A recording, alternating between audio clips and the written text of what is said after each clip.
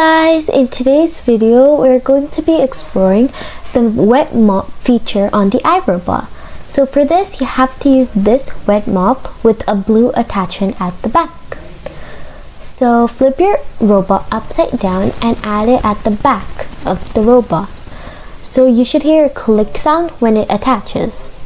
So here it's attached, and it's supposed to have this symbol on the paper that's attached to it to say that it's a wet mop, just to make sure.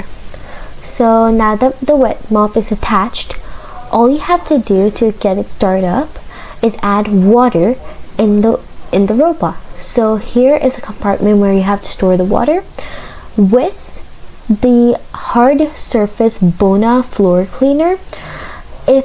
If yours is hardwood, then you're supposed to add that one.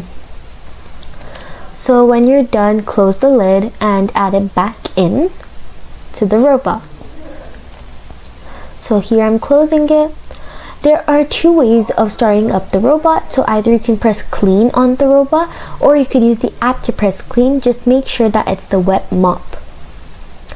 So you should see a blue light coming up, and it's going to start. This was a bit hard to film, but here it keeps on inserting bits of water so that it cleans the floor.